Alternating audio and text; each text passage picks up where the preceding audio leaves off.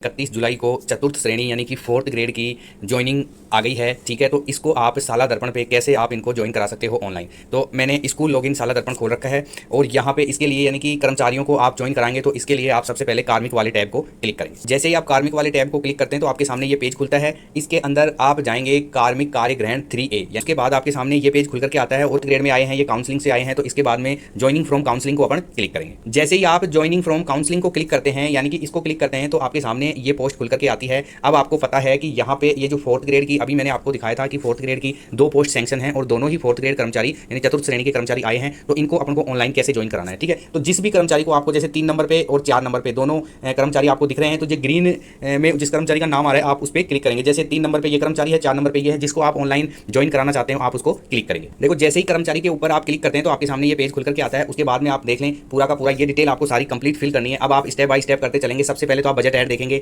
जैसे ही आप यहाँ पे क्लिक करेंगे, अगर जिस बजट हेड के अंदर आपकी वो फोर्थ क्लास की जो पोस्ट है वो सैंक्शन है वो बजट हेड देख लेंगे। अगर एक आ रहा है तो ठीक है, अगर 2-3 बजट हेड आ रहे हैं तो आप IFMS DDO की आईडी पे जाके देखेंगे कि फोर्थ ग्रेड की जो पोस्ट है वो कौन से बजट हेड में सैंक्शन है। ठीक है, उसके बाद में बजट टाइप देखेंगे। इन दोनों का मैं बताऊंगा कि बजट टाइप और बजट हेड क्या होता है। पहले आप पूरी फॉर्मेलिटी देख लो। एम्प्लॉय आईडी यानी कि जो नया कार्मिक आया है उसके पास में एम्प्लॉय आईडी नहीं है तो उसकी एम्प्लॉय आईडी भी आप DDO की आईडी से ही बना पाएंगे। ठीक है, इसके लिए आप एक कुछ ब्रीफली या फिर कुछ फॉर्मेलिटी के लिए डाल देंगे, बाद में वो एडिट हो जाएगी। उस कर्मचारी की DO भी डालेंगे, जेंडर डालेंगे, मोबाइल नंबर डालेंगे। अब देखो ऑर्डर बाई और ऑर्डर नंबर। ठीक है, अब ऑर्डर बाई के अंदर क्या क्या है। हम देखो ऑर्डर बाई के अंदर जैसे ही मैंने इसको क्लिक किया है यहाँ पे ऑर्डर बाई के अंदर, तो आपको मैं आपको बता दूं कि ये जो आपके ऑर्डर हैं किसने अलॉट किए हैं, यानी कि मुख्य जिला शिक्षा अधिकारी ने किए हैं या उप निदेशक ने किए हैं या निदेशक ने किए हैं या राज्य सरकार मुख्य अधिकारी यानी कि जो भी है। तो आपको पता है फोर्थ ग्रेड के जो भी पोस्ट हैं वो जिला शिक्षा अधिकारी के द्वारा हुए हैं। तो आप जिला शिक्षा अधिकारी प्रारंभिक शिक्षा नहीं करेंगे, जबकि आपको क्या करना है, माध्यमिक शिक्षा करना है। ठीक है, जिला शिक्षा अधिकारी क्या करेंगे, ऑर्डर करेंगे ऑर्डर बाई। अब ऑर्डर नंबर के अंदर आप क्या करेंगे, जो भी आपके जो आदेश डले हुए हैं ज्वाइनिंग के उसके आप राजकाज नंबर डाल दो, क्योंकि आपको पता है उसके क्रमांक डालेंगे वो बहुत लंबा होता है, ये ले नहीं पाता है। तो आप इसमें क्या डालेंगे, उसके जो राजकाज नंबर होते हैं